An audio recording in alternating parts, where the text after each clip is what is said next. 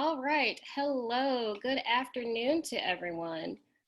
We are going to go ahead and get started. We have all of our panelists in attendance, and we've got some participants joining our event here. And so I'm actually going to just get started just in the interest of time. Yeah, so welcome to our live conversation today. Thank you all so much for being here. I'm Christine Edwards. I am the owner and principal consultant at Amplify Charlotte. And Amplify Charlotte is a civic engagement consulting firm. And what we do is we help municipalities, corporations, and nonprofits expand their community engagement capacity. We do that through scheduling public meetings, workshops, and public opinion polling. What we also do is we help small businesses to get access to the resources that we had access to. The majority of our work actually comes from public contracts through the public bidding process. And so what we also do is we provide small business development resources so that you can also learn how to get certified and work with government contracts as well. And so that's what today is all about. We have two awesome speakers today, and I'm going to jump right in. A little bit of background. So we were actually supposed to host our first live event this weekend. And like everyone else, we had to find out a way to pivot. We had a panel, a 3-person panel scheduled for our live event. And so what we ended up doing was each of these people had something unique to offer. So we just split that up into 3 virtual events. So what I'd like to do is actually get you all engaged. Right now, it looks like we have about 17 attendees in the Zoom event right here. And so what I actually would like for y'all to do, one thing. Let me go over the agenda real quick before we start networking. So we're going to do a networking activity. And then you're going to hear from Marlon Smith. He's going to present Success by Choice, Legacy Wealth Movement. And then you're going to hear from LaPronda Spann. And then we've got Q&A and a call to action. Let me pause real quick. I think one of our panelists is not able to get on via video. Let me just troubleshoot really quickly. We also have our virtual assistant and event producer, Lakeisha Orr.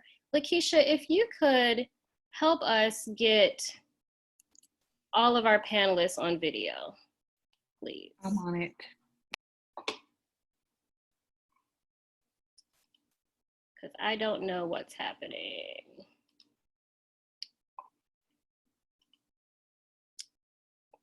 Let's see here. Video, panelists.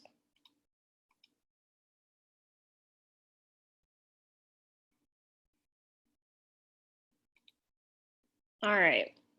While we are figuring that out, we are actually going to move forward because there's an activity that I would like for you all to do. All right, so if you registered anytime before 10:30 a.m. today, the name of your organization and your name should be listed here on the screen. If you all could please just choose one person who registered today and introduce yourself. The way that you do that, on the bottom of your screen, you're actually going to see a function at the bottom of your screen that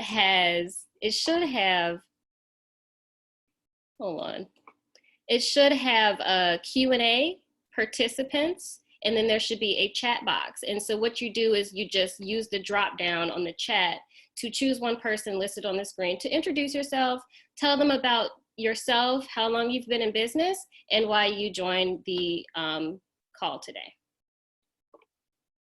All right, so we're gonna take about 2 minutes to do that. Go ahead and network with one another, and I'm gonna put our music back on.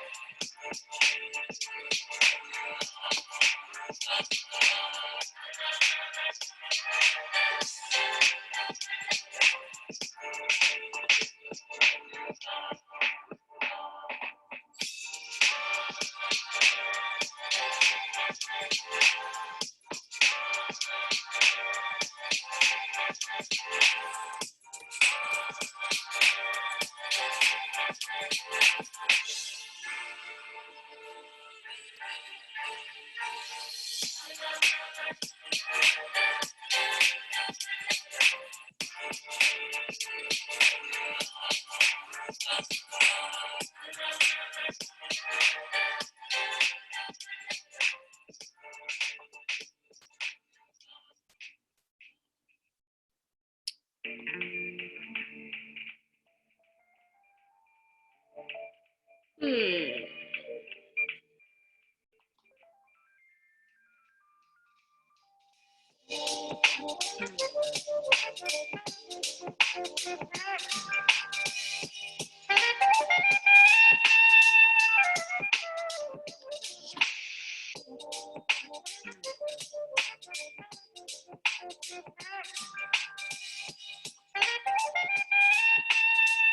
All right, so we are still trying to troubleshoot.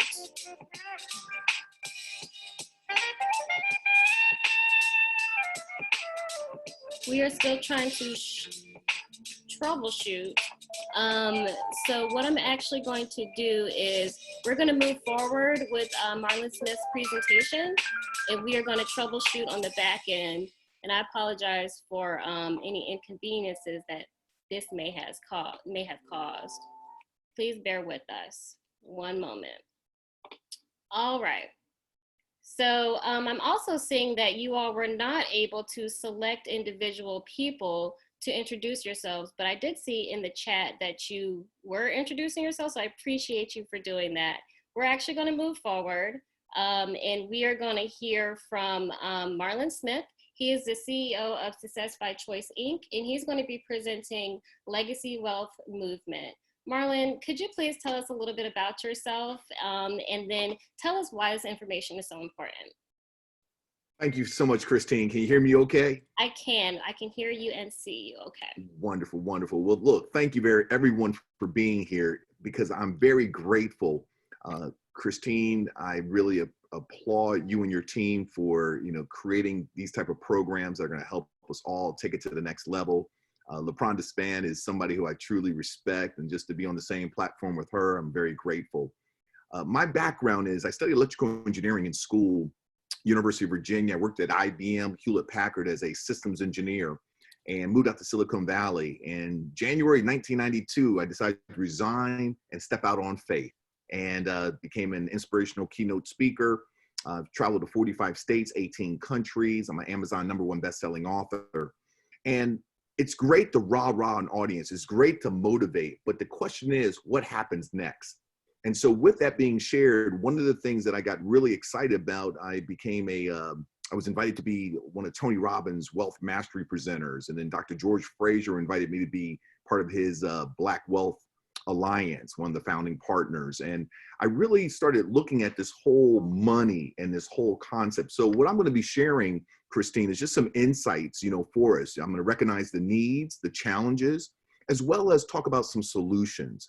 And for those of you listening, if you send an email to my colleague, Chris, at purpose@successbychoice.com, that's purpose@successbychoice.com, we will give you our complimentary recession-proof retirement. And so I'm just really excited because with COVID-19, you've seen the stock market. I mean, it's just the volatility, and we lost 24, 25, 29% between the Dow, the Nasdaq, right?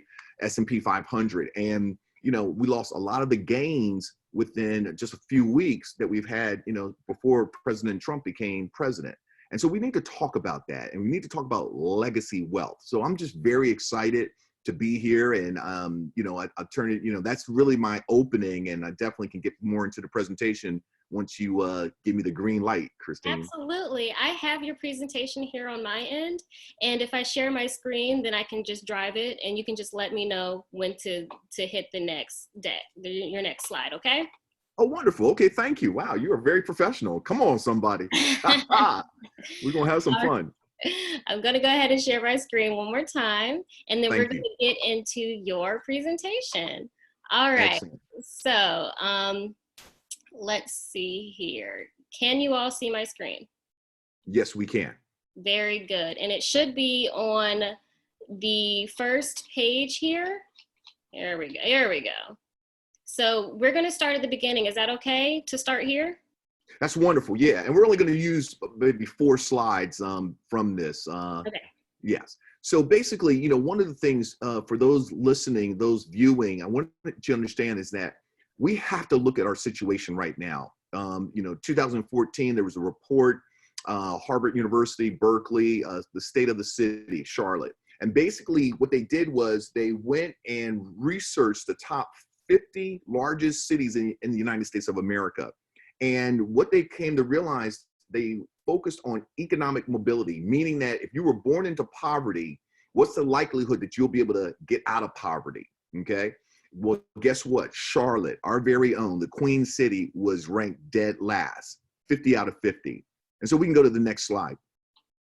And so with that, this just gives a little bit background. And again, I can share these slides with you, the statistics with you as well. But if we go to the third slide, I'd like to really talk about the financial crisis.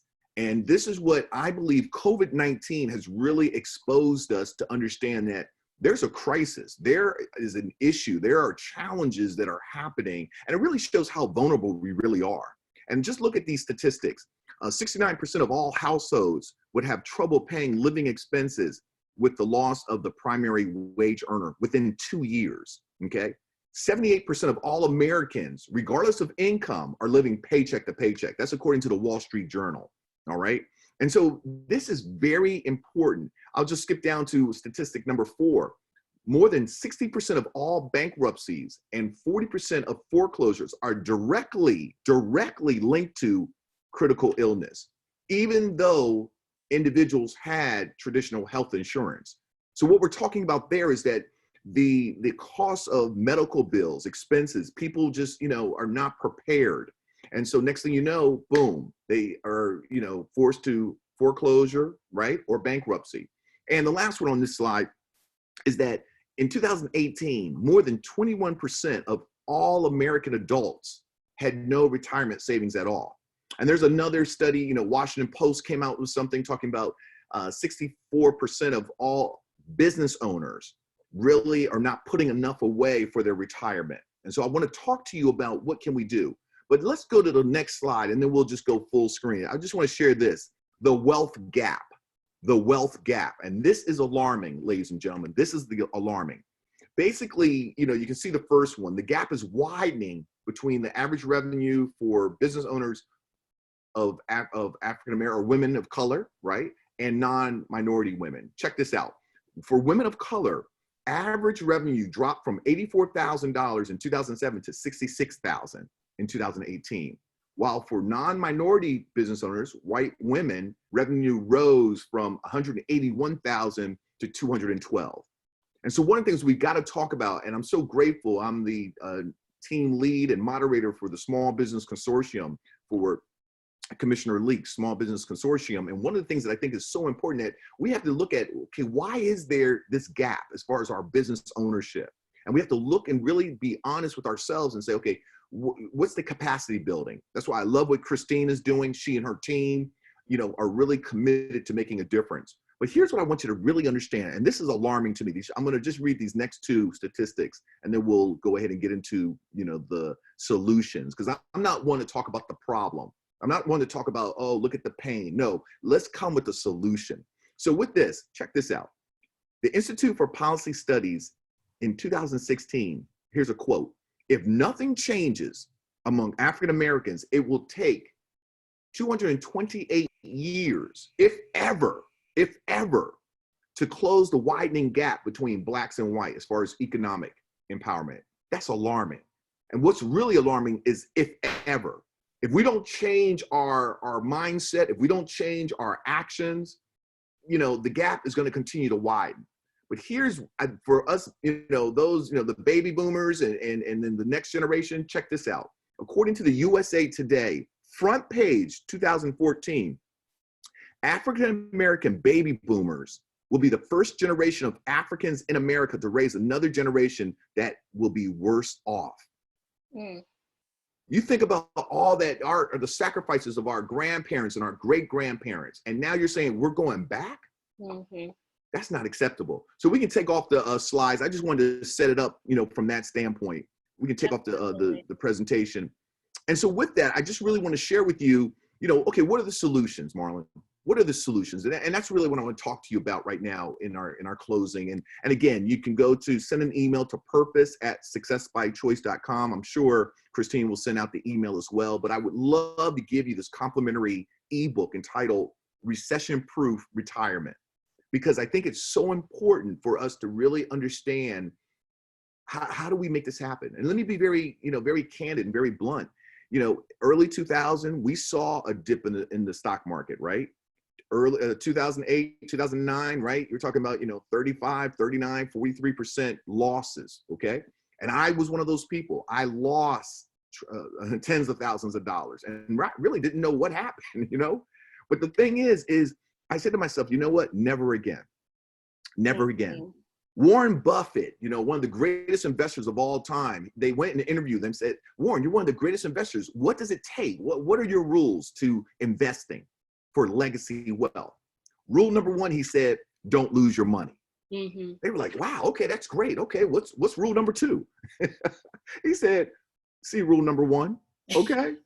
So my question is, it's not about, whether or not, the stock market is going to go up and down, but how can you basically sidestep the losses? And we've got a vehicle, IUL. And again, this is type of thing that I feel like a lot of us just don't know. I'm reading a book called What Would the Rockefellers Do? And again, when you want to be successful, you have to study success, because success leaves footprints. It truly does. And so what the Rockefellers do, I mean, think about this. They created their dynasty, 100 years ago, right?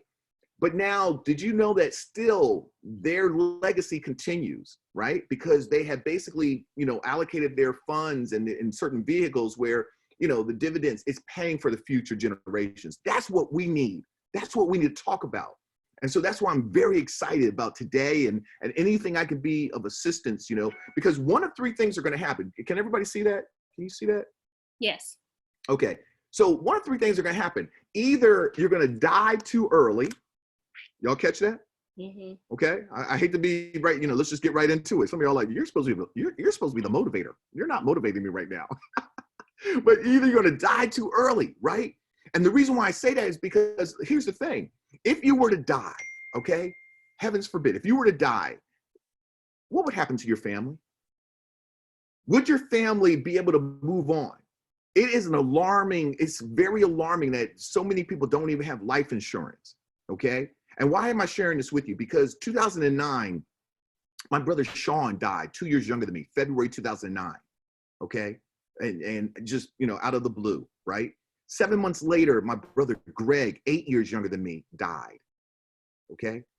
My best friend, my mentor at Hewlett Packard, Bill Davis, died Thanksgiving week. Why am I sharing this with you? Because I want you to understand life is vulnerable. Tomorrow's not promised. So the question is, are you prepared if something was to happen to you? Number two, you become ill. Can y'all see it? Whoa, I broke it up. Can y'all see that? Become ill, right? Become ill.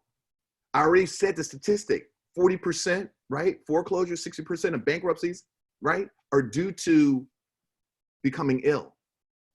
So the question is, if you were to get sick, could you continue your lifestyle? As you saw in the statistic, most people can't. And so we've really got to talk about this and be honest. I think we got to take off the mask and be real, because so many people are, we're kind of flossing, we're kind of faking it. Y'all with me? We drive the car, we got the house, hey, we got the clothes. But I rather, as my friend Dr. George Fraser says, I rather have, check this out, $5,000 in a plastic bag rather than have $5 in a $5,000 Gucci bag. Can I get an amen? Are y'all with me? Right? So my point is that we got to really look at this thing. And then the last thing is live too long. Live too long. Do you know that basically the number one fear of retirees is outliving their money? Outliving their money. I mean, that's real talk. That's real talk. And so I have a way of basically, I'd love to talk to you. Again, you can send an email to purpose@successbychoice.com, and we will share some information. We'll have a complimentary, no obligation coaching session with you to really look and see where you are. But I want you to understand, success leaves footprints, and we have to get down to the mindset. There is greatness within you right now, right here. But if you don't believe it, the mindset is powerful. Because check this out. Here's an analogy. I'm going to wrap up. I know we have Q&A. The analogy is this. If it's 40 degrees and I'm cold, I'm shivering, and I say, man, I want it to be 80 degrees. Well, I set the thermostat to 80 degrees. What happens is the heat kicks in. Am I right? The heat kicks in. All of a sudden it goes from 40 to 45 to 60 to 65 to 75. It's picking up momentum. It goes to 78, 79. It will pass 80 because of the momentum. It will go 80, 81, 82, 83. What happens? The air condition kicks in to bring it back down. That's how it is, ladies and gentlemen. It's about your mindset. If you don't see yourself as worthy, if you don't see yourself as living an abundant life, you will sabotage yourself. Just like that thermostat, that thermometer. What I'm saying to you is you have to first feel it. And I've got some strategies for you. Again, we can talk more one-on-one. But I want you to understand that's the real key. As a man thinketh in his heart, so is he, right? Write the vision, make it plain that he that pick it up can run with it. And so with that being shared, I'm excited to, connect with you, to share that this is a wonderful time to create legacy wealth. And I'll share the last thing with you. The last thing, I study high achievers. And what I'm going to share with you is basically some things that you've heard of Walt Disney, Disneyland. Walt Disney could not get enough money from the bank to start Disneyland. And so he used the vehicle that I'm talking about to fund Disneyland. Are y'all catching me? Okay, okay, that's cool, Marlon. Okay, Walt Disney. What about Ray Kroc? Ray Kroc used this vehicle that I'm talking about, right? Because again, success leaves footprints. He used this vehicle to obtain funding so he could buy out the McDonald brothers. And you saw, and then he bought them out, and then McDonald's. Look at McDonald's now, okay? James Cash Penney, you know who he is? You know who he is, Christine? Well, maybe you heard J.C. Penney, right? Okay. J.C. Penney used what I'm talking about to fund J.C. Penney, right? And then latest, even your president, well, our president, right? Donald Trump. Nice. Uh-oh, look, everybody's shaking their heads no. I got some, okay, got people excited on that one. Donald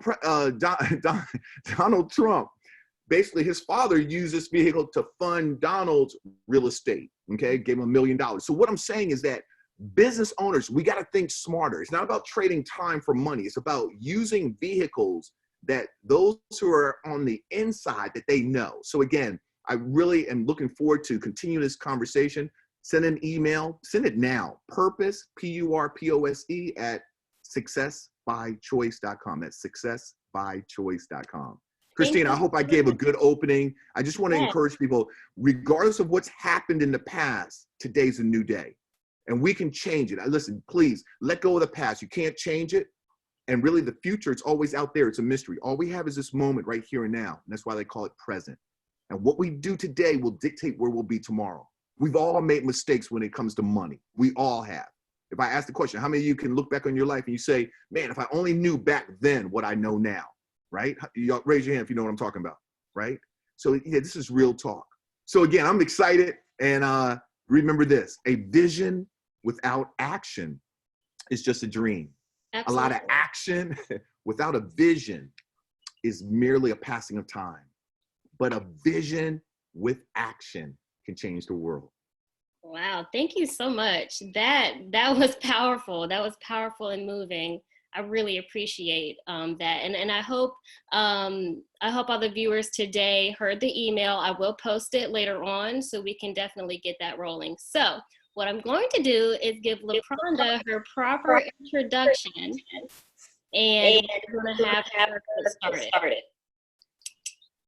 All right. I'm hearing a tiny echo.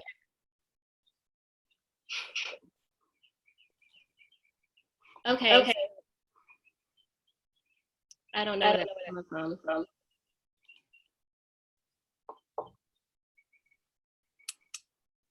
One second. It sounds like birds chirping. You hear birds chirping too? I do. Oh my goodness.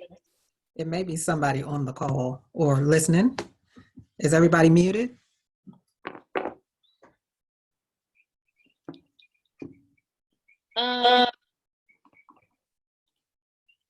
You can go move forward. It's okay. That is strange. Okay. LaPronda, I would love for you to get started. Thank you.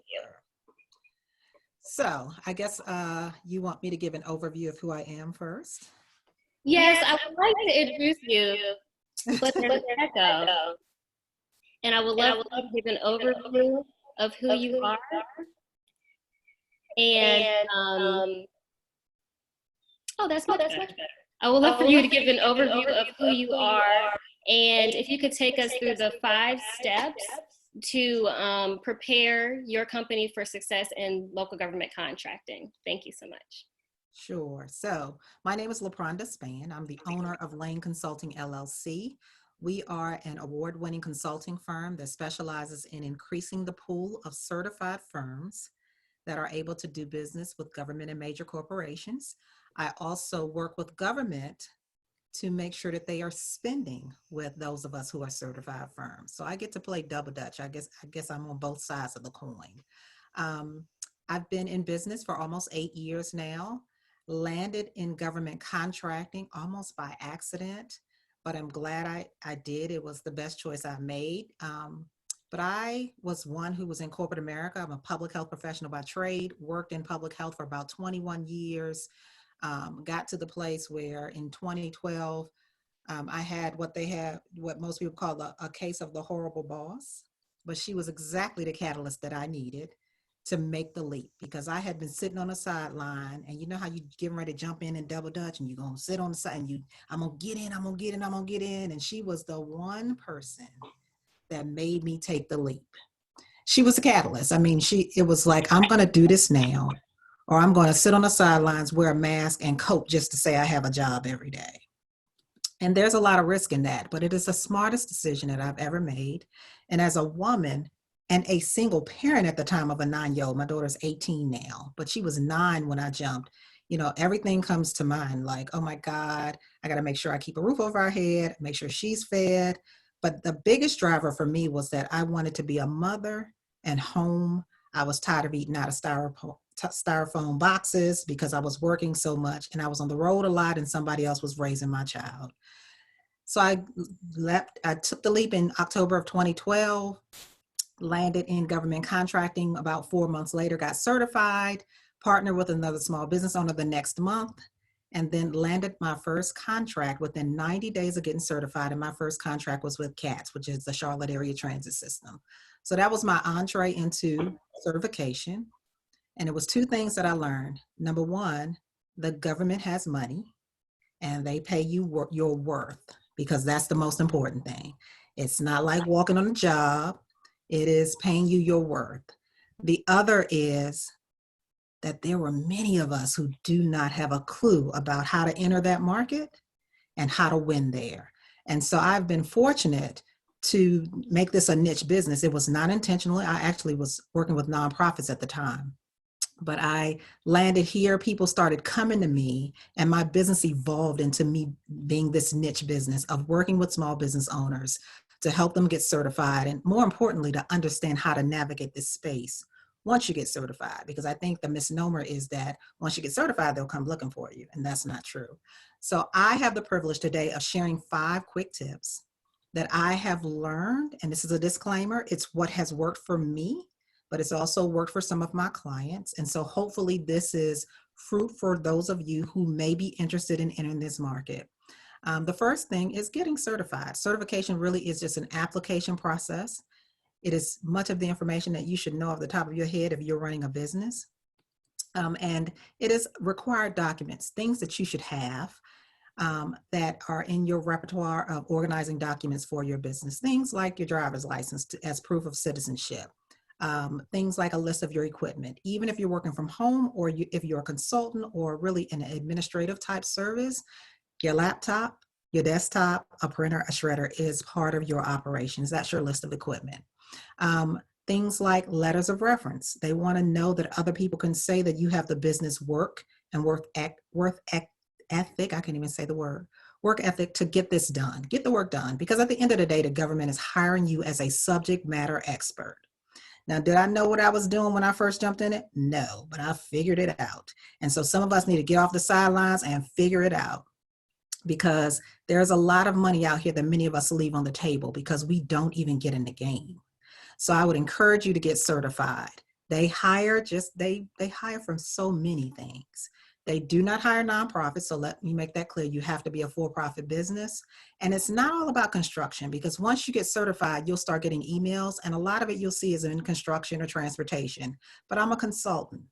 They hire me to work with other small business owners who are certified. And then the government hires me to work with them to do public outreach, which is what Christine and I have in common, because she does a lot of community engagement and outreach too. So they'll hire you just to bring the folks in the room because you have that connection and network to bring people in the room. So many of us are thinking too hard about what is required. Some of it is really things that you have in your repertoire, or simple things that you can do to government. It's just about positioning yourself with certification first to get started in this space.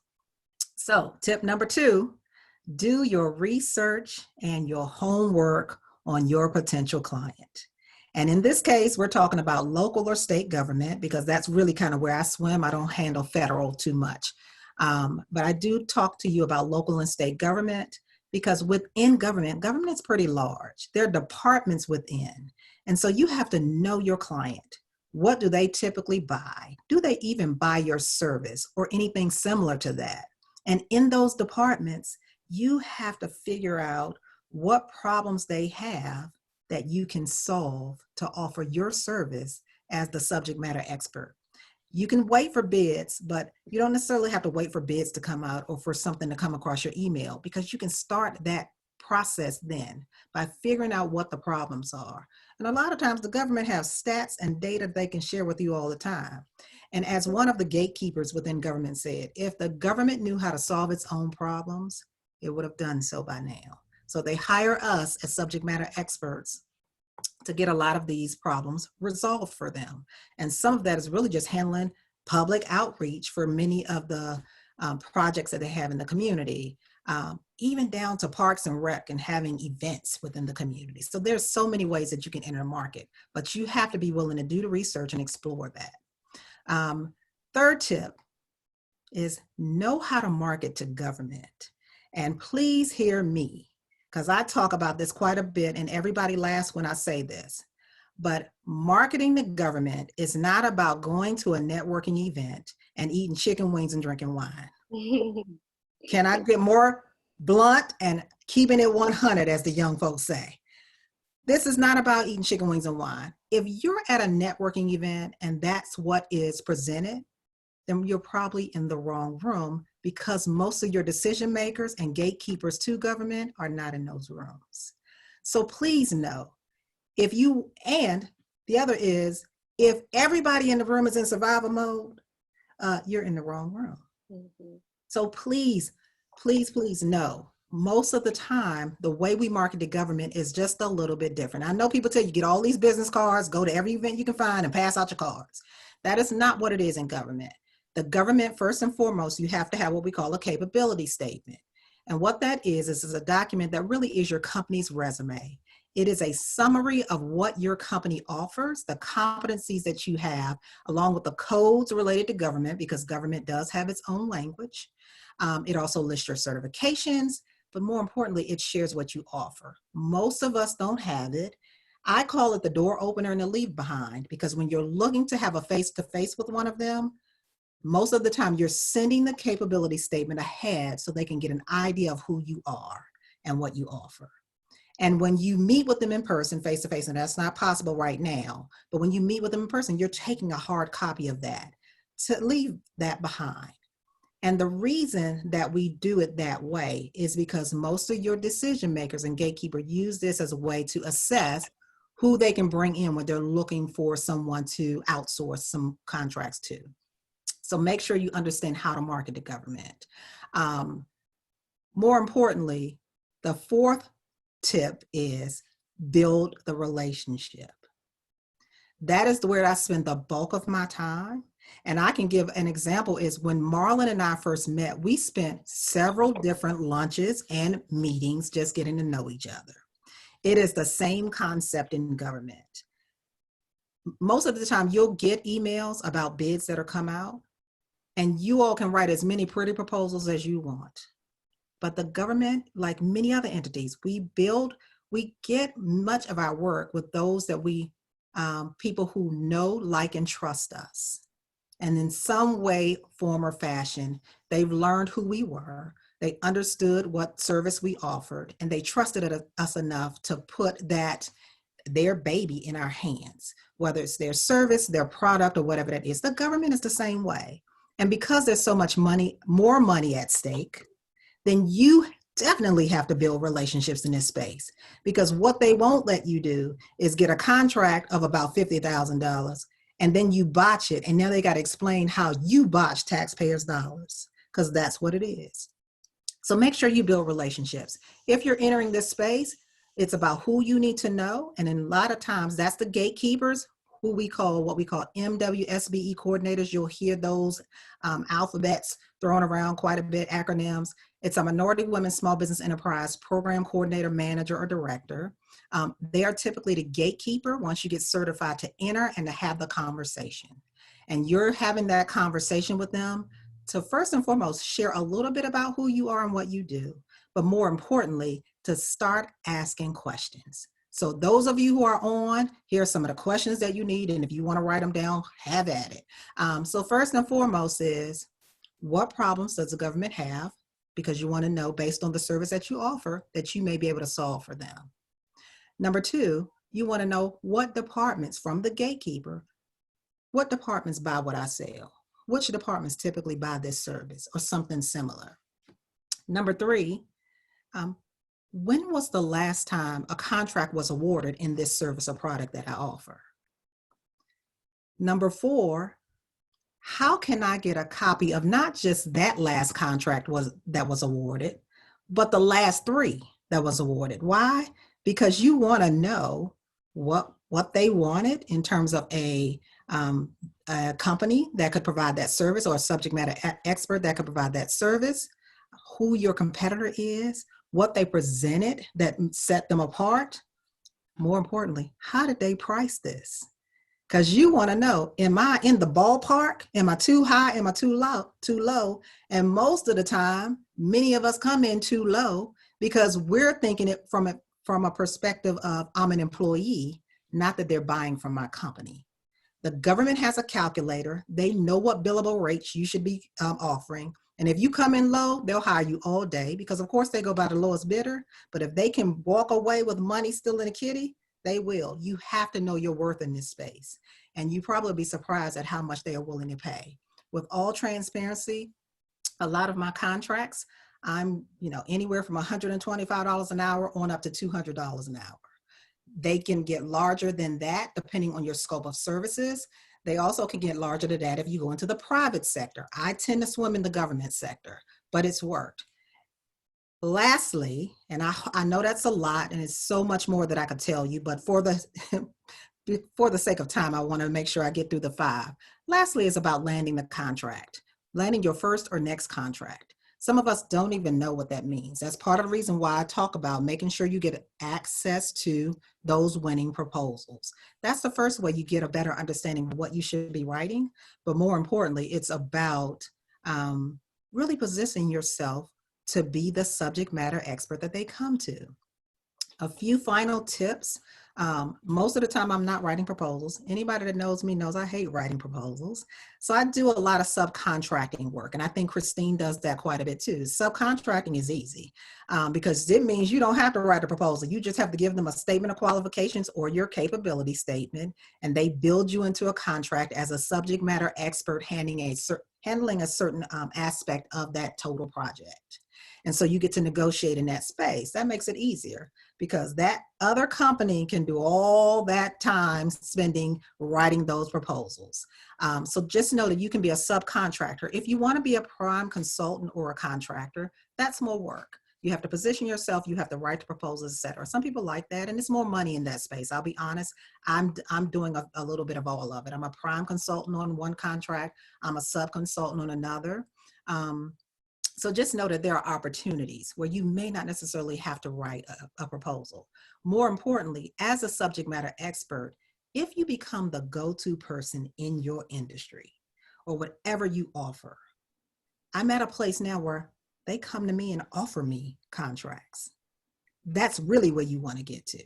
Because at that point, they've seen your work, they understand who you are and what you do, and they just want you. We call it soul sourcing, meaning there's no competition. They come to you and say, LaPronda, can you do this? And it may be that you need to send them a 2 to 3 page contract and they'll sign off. I've had that to happen to me in the last contract that I had. They signed off in 2 weeks and that contract was about $50,000. I typically am only working about 10 to 20 hours a week. A month, 10 to 20 hours a month, and I get to bill monthly. Government contracting is important because the government is still open and I am still working.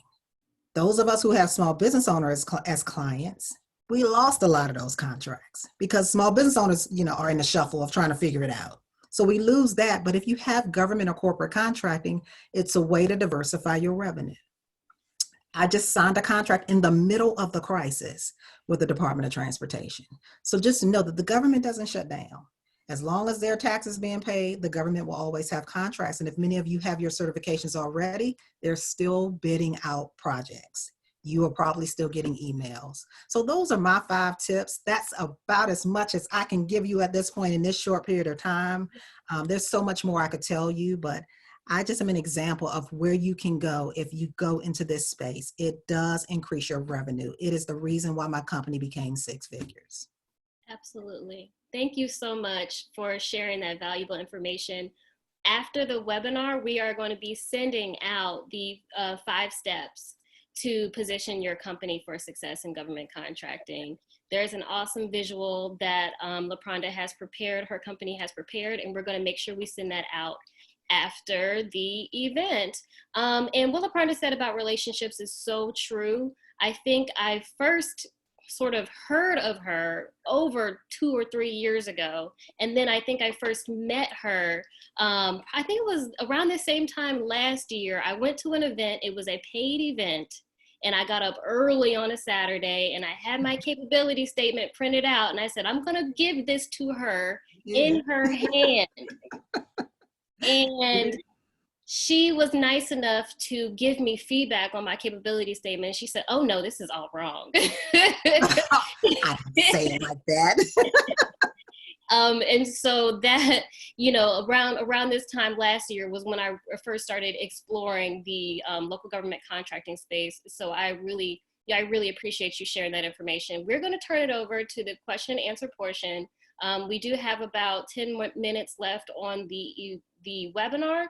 If you would like to stay, I would invite you to stay an additional 5 minutes, but after that, we're going to have to go ahead and close the chat, but I want to get as many questions answered as we can. So let's open up some of the questions here. And I'm going to share my screen because I have one last thing to show you all. There we go.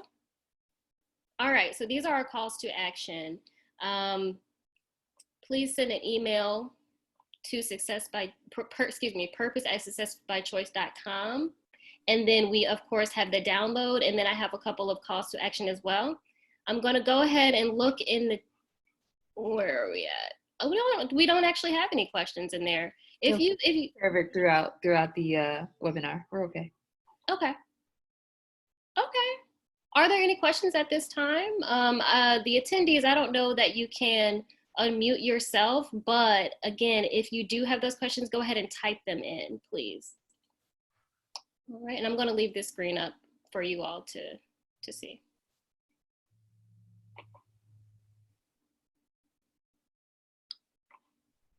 No questions. So LaPronda, if you could tell us a little bit more about what your experience has been during the pandemic. I know that you said that you're still, signing contracts, which is great. What's been your experience? Have there been any challenges or obstacles for you?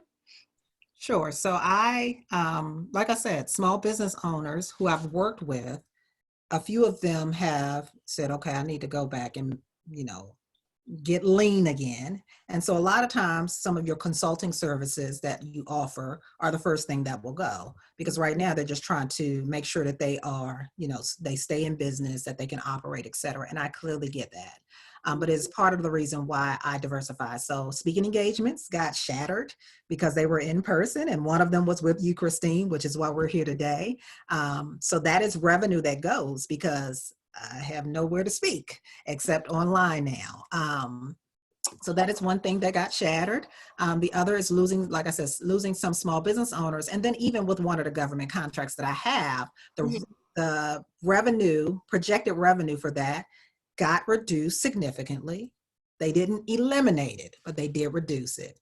And so it forces me to get lean. But again, it didn't get eliminated. It didn't even get postponed. It just means that I have to rethink how I am, managing and operating my business while we are still in the middle of this COVID-19 response. Absolutely. Yes. Marlon, did you have anything to add? Have you faced obstacles and challenges during this time? How are you pivoting your business? Yeah, great question, Christine. I think to LaPronda's point, the speaking engagements, I was due to go to Australia. I've been going to Australia for 10 consecutive years. Their lead presenter at a leadership conference. And, I got that dreaded email saying we're going to have to cancel, right? But, I think the key is, one of the things that I see a wonderful connection between what LaPronda and I are talking about is, really positioning your business so that you can receive income, that you can grow your profits. And I want to encourage everyone to really, this is the new way of communication. Yes, I know COVID-19 but it's not going to go back to the old status quo. I think with the rise in Zoom calls and webinars and, video blogs, this is it. And so for those business owners, please do yourself a gift of really learning more about this technology, in response to, because I always ask myself, okay, what's the lesson I can learn from this? And yeah, COVID-19 knocked me upside down as well. But at the same time, I said, there's an opportunity for growth. And so April 2nd, 4 weeks ago, we started doing these COVID-19, the stock market, and your money seminars, virtual town hall meetings. And so tonight, every Thursday, we've been doing it, and it's been phenomenal. And so tonight, this Thursday at 8 p.m. Eastern, we have our fourth virtual town hall, and I invite the audience to come. We're going to be talking about, your health and wealth, okay, and that combination.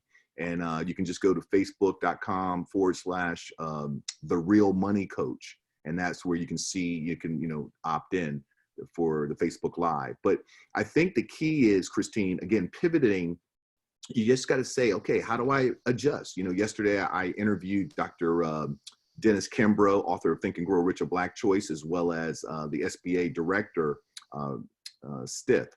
And it was amazing. And, one of the things Dr. Kimbrough talked about, you have to digitize, and I love what LaPronda is saying, because, let's look and be a expert, so that, as you saw LaPronda, people are now coming to her. She's made a name for herself, because in a recession and a depression, those that become basically recession proof, they have they have become perceived as specialists, right? You know, and so they're going to be okay. That right? LaPronda's still thriving because of her experience, because of her expertise, because of her commitment to excellence. And what I want to say is, so she's growing. The next thing is, how do you have your money grow for you? All right. And that's where I think LaPronda and I, and hopefully Christine, you'll invite us back. We'll have longer time, because I think it's not enough just to earn money. It's about having your money grow for you. So we're talking about legacy wealth.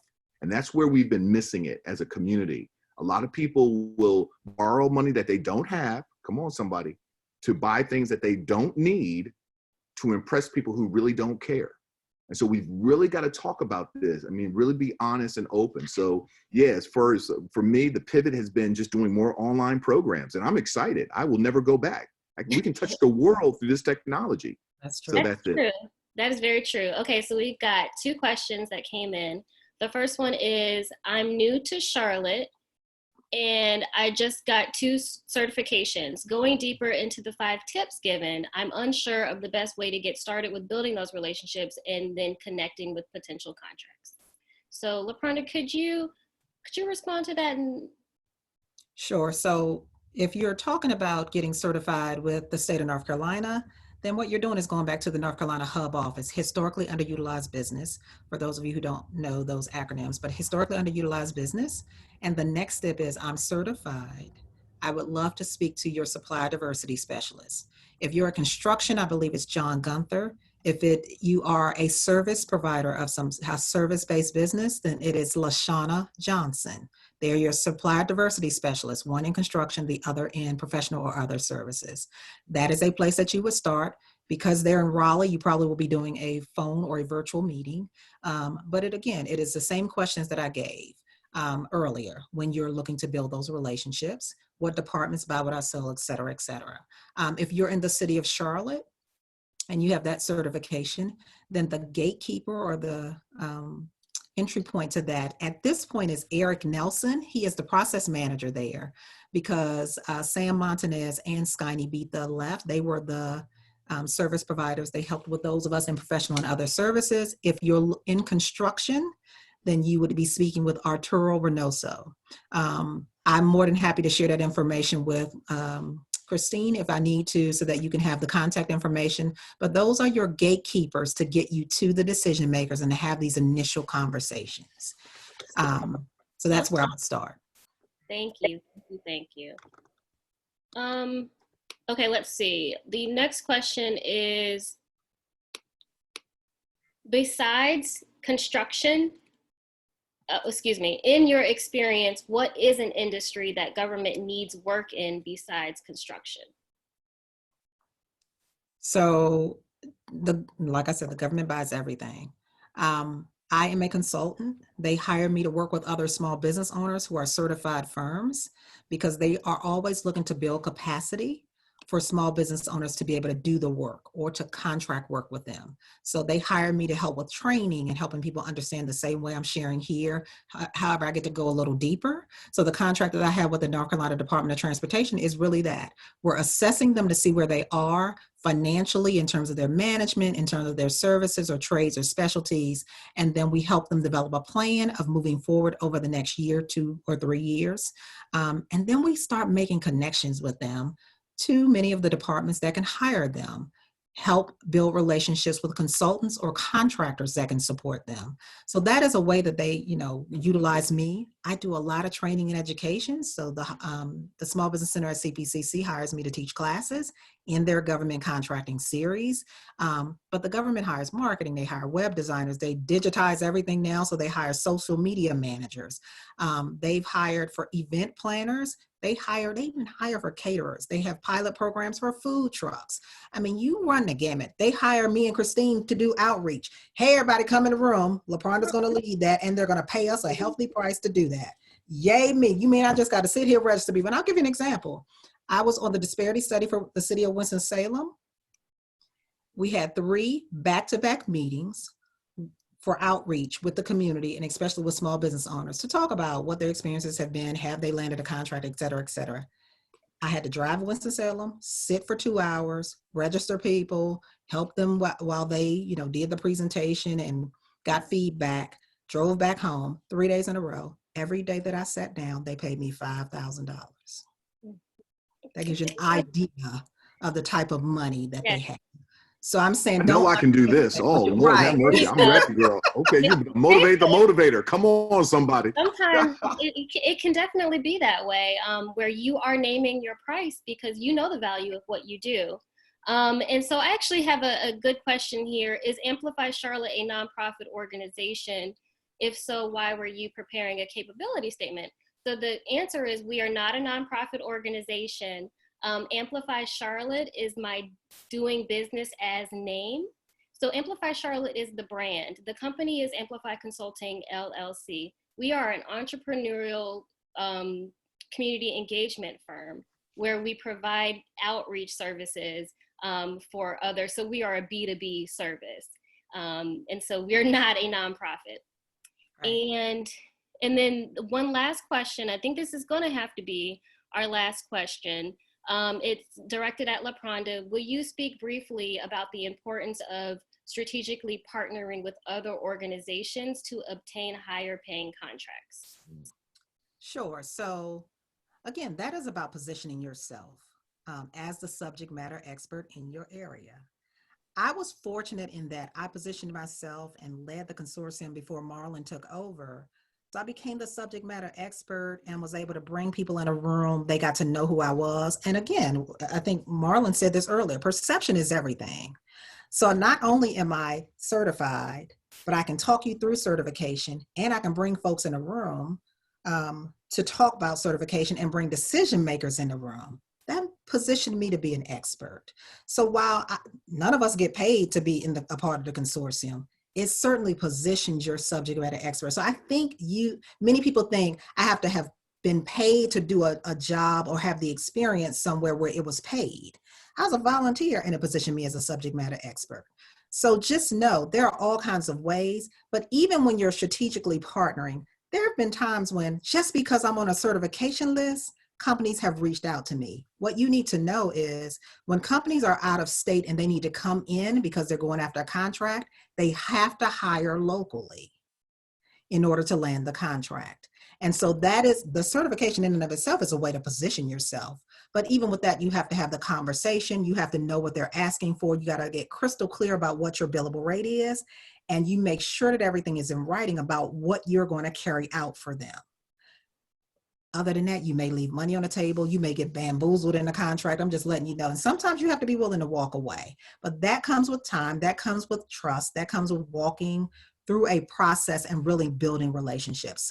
And sometimes your gatekeepers and decision makers will even give you a warm handoff to people that they think you need to be partnering with because they know that you all may offer similar services that will complement each other. So there are all kinds of ways you can strategically partner. Absolutely. Thank you all so much for being here. During this time, we are all living in a place of uncertainty. And so being able to network with one another and give tips and advice and just different opportunities to learn and grow, it's very, very much appreciated. Someone actually asked about the stimulus package and whether that will impact, government funding for these different projects. One of the things, I would just pay attention to the money. And my whole thing is all about government resources and directing people to the right place. I know charlottenc.gov, okay? mecnc.gov. So those are the two websites. I would encourage you all to go and just learn about the budget process and just learn about how, we're a wealthy community here in Mecklenburg County, believe it or not. We're $1 billion county, okay, $2 billion county. So you really should pay attention to what's happening with the money. Marlon, did you want to add something there? Yes, I definitely do. In fact, I'm typing, we have a resource page at Commissioner Leak's Small Business Consortium. So I just typed that into the chat box. But yeah, a lot of resources with, for business owners and entrepreneurs, independent contractors, so on and so forth. So I definitely encourage people. And again, you send me an email, purpose at Success by Choice. I'd be more than happy to share some additional information. All right. Again, thank you all so much. After today's webinar, again, I'm going to be sending out the resources that were shared today. And we have 2 more coming up the next 2 Thursdays at noon. Bring your lunch and join us. Thank you all so much and have a good rest of your day. Thank you, Christine. All right. Thank you, Christine. Thank you, LaPronda. Thank you, Marlon. Lakeisha. Thank you, Thank you. Lakeisha. Bye.